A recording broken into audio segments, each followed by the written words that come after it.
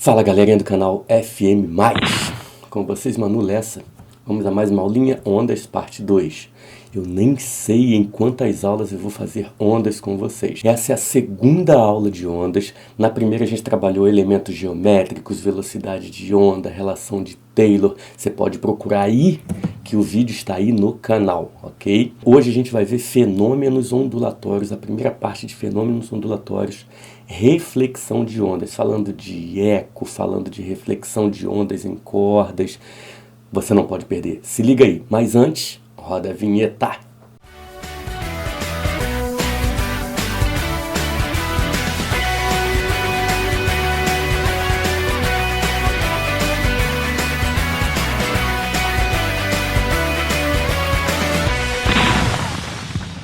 Então, ondas parte 2, o que nós temos para hoje mesmo, hein? Nós temos reflexão. Acredito eu que você já esteja relativamente familiarizado com reflexão. Por quê? Porque você já estudou ótica, você já estudou espelho, plano, espelho esférico, blá blá blá blá. E outra, quando se fala de reflexão de onda, a primeira coisa que tem que vir à sua mente é o eco. A reflexão de uma onda sonora. O que é o eco? É quando a onda bate em algum obstáculo e volta. Quando ela atinge um obstáculo e volta até os seus ouvidos. Mas cuidado, sabe por quê? Nem tudo é eco. Para que você tenha efetivamente o eco, é necessário que você respeite uma pequena mini little regrinha. Qual? Que você esteja aproximadamente um pouco superior que 17 metros do obstáculo. Como assim, tio? Olha só, preste atenção. Aqui está a fonte sonora, produzindo um som que atinge um objeto e volta. Aqui está falando que é eco. Só vai ser eco se estiver a uma distância superior a 17 metros por aí. Caso esse obstáculo, caso esse objeto esteja a uma distância menor do que 17 metros, aí não caracteriza o eco, caracteriza a reverberação. Calma que eu te explico. Olha só. Diferença entre eco e reverberação. Existe uma grandeza chamada persistência auditiva. O que é isso? Quando você fala, você ouve o som direto da sua voz. E aí, esse som que você percebe, ele persiste no seu ouvido por aproximadamente 0,1 segundo. Então, quando você ouve a sua própria voz, por exemplo, você está falando, essa voz vai ser refletida e retorna aos seus ouvidos. Então, na verdade, você ouve pelo menos aí dois sons. Um direto da sua voz e um refletido. Se o tempo que esse som refletido gasta para ir e voltar for maior que 0,1 segundo, entra um som, se extingue e depois entra o outro. Aí você percebe a repetição. Isso caracteriza o eco. But, se você falar, você ouviu a sua voz. O som foi até um obstáculo e voltou aos seus ouvidos num intervalo de tempo menor do que 0,1. Então esse som refletido retornou num intervalo de tempo tão pequeno que aquele som direto não se extinguiu ainda do seu ouvido. Então entra um som por cima do outro e aí você ouve um reforço, você ouve uma reverberação. Então preste atenção. A diferença entre eco e reverberação está no tempo de reflexão da onda. Se for superior a 0,1, caracteriza o eco. Se for inferior a 0,1, caracteriza reverberação. Ok? Deixa eu te dar um exemplinho aqui. Olha só. Imagine que esse aqui seja você a uma distância d de um obstáculo e que você emite um som. Esse som vai até o obstáculo, atinge o obstáculo e volta. Para que você tenha o eco, esse tempo de ida e de vinda, ele tem que ser superior a 0,1. Então eu vou fixar o tempo aqui em 0,1. A questão é que o som se propaga no ar, normalmente é a velocidade padrão dele, tá? Isso pode variar de acordo com vários aspectos. Tá? A velocidade do som gira em torno de 340 metros por segundo. Se você aplicar a formulinha que velocidade média é ΔS sobre ΔT, amor de minha vida, a velocidade média é a velocidade do som 340. O deslocamento, toma cuidado, porque o som vai e volta, então ele anda de na ida e anda, som andando, anda de na volta. Então, na verdade, esse deslocamento dele é 2D, 2D. E ele tem que fazer isso no intervalo superior a 0,1 segundo. Tá lá, ó, o tempo é de 0,1. Belezura? Se você multiplicar cruzadinho, você vai descobrir que 2D é igual a 0,1 vezes 340, 34. Então, a distância D mínima para que o eco aconteça nesta situação de velocidade de 340 metros por segundo é de 17 metros. Então, só caracteriza eco para essa velocidade quando a pessoa está a 17 metros do obstáculo. Este é o eco. Fechado? Tudo bem? Dúvidas? Olha só, tem uma questãozinha aí pra gente, que é uma questão da FATEC, falando que o eco é um fenômeno sonoro que ocorre quando o som reflete no obstáculo, ou é refletido no obstáculo, e é percebido pelo ouvido humano depois de um intervalo de tempo superior a 0,1 segundo, como nós combinamos. Júlia, Marina e Henrico estão brincando em frente a um obstáculo e se encontram distanciados conforme figura a seguir. Aqui o Henrico, esse é o Henrico, o em pobre, essa é a Marina e essa é a Júlia. Estando eles não alinhados e considerando a velocidade do som no ar de 340, aquele valor padrão que eu te falei, aquele valor padrão que só caracteriza o eco quando a distância é superior a quanto? A 17 metros, ok? E olha o que ele pergunta. Quando Henrico, em pobre, emite um som, o eco pode ser escutado perfeitamente apenas por... Amor de minha vida, Marina está a 15 metros, não vai rolar eco. Henrico está a 18 metros, rola eco maior que 17. E Júlia, então, nem se fala, 20 metros. Então, ouvem o eco. O Henrico e a Júlia. Marca aí, Henrico e Júlia. Letra E de Emanuel Lessa, de Manu Lessa. Falando agora de quê? Curiosidades. Você pode até dizer que a eco não tem muita função na minha vida, não tem aplicabilidade na minha vida, mas tem sim, o sonar. Você já ouviu falar de sonar? Navio, por exemplo, submarino, que usa o sonar para localizar, sei lá, um objeto qualquer dentro da água. O Sound Navigation and Ranging. Ranging? Deve ser. Meu inglês é perfect. Em que consiste o sonar? Um navio, que apresenta um aparelho de sonar, emite um som na água que se propaga com uma velocidade muito maior, porque a água é mais densa do que o ar, e som é onda mecânica, e onda mecânica gosta de matéria. Esse som vai, atinge o submarino e volta.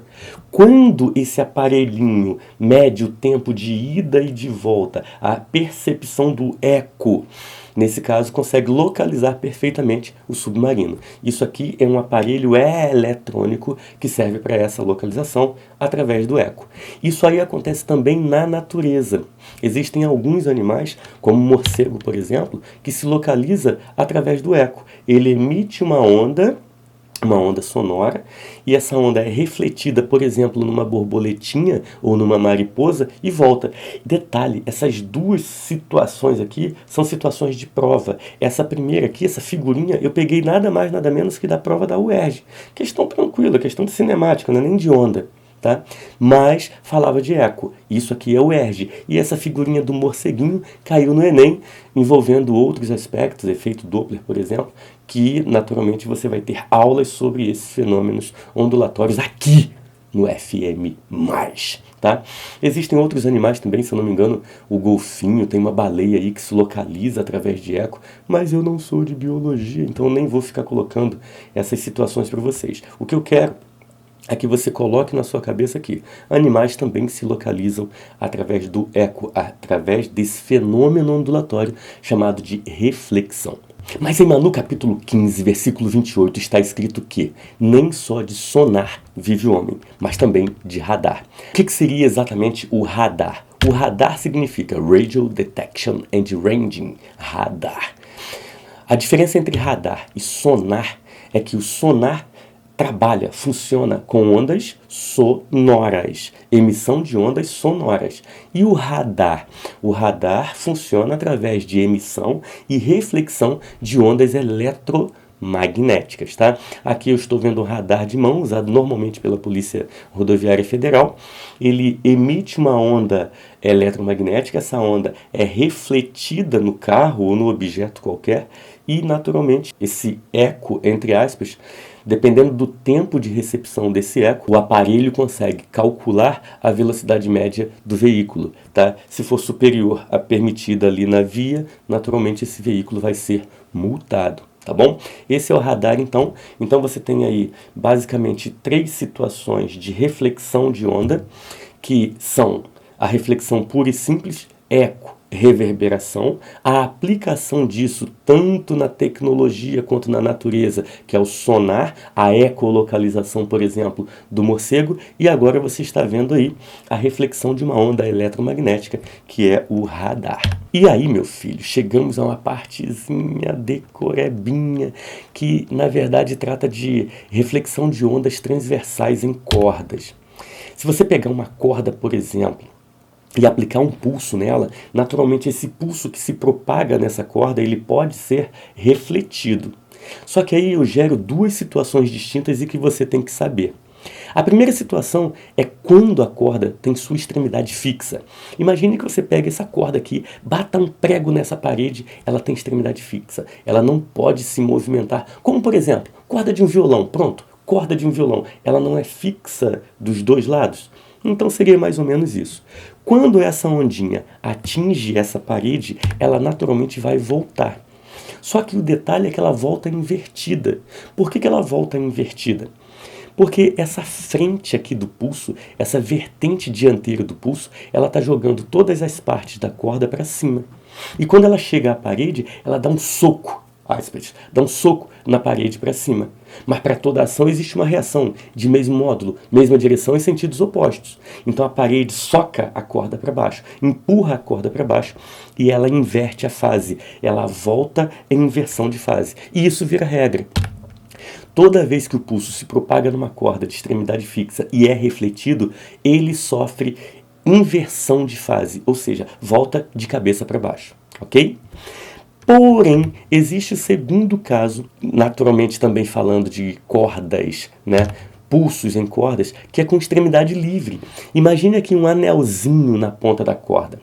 Esse anelzinho, ele pode subir e descer dentro desse arco aqui. Se ele pode subir e descer, quando esse pulso chega ao anel, esse pulso empurra o anel para cima, que está solto. Ele pode subir, ganhando energia potencial gravitacional. E essa energia é mantida. Por conservação de energia, ela é mantida. Quando essa energia é, aspas, devolvida à corda, o pulso volta, é refletido, but aqui não há inversão de fase.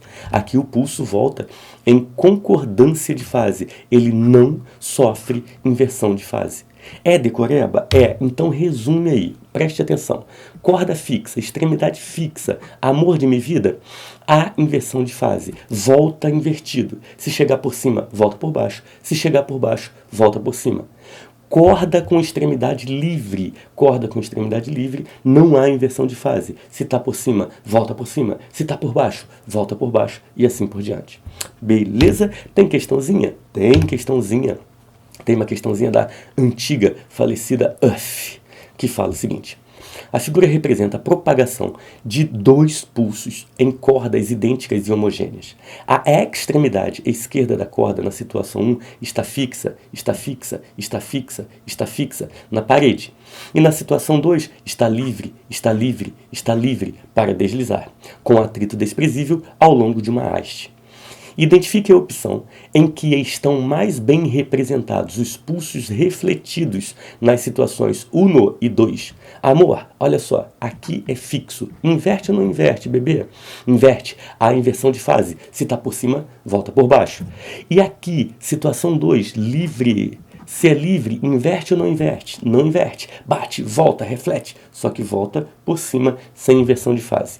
Onde está escrito isso? Deixa eu ver. Em 1 inverteu, em 2 não inverteu. Então, nesse caso, eu tenho a letra B de bebê.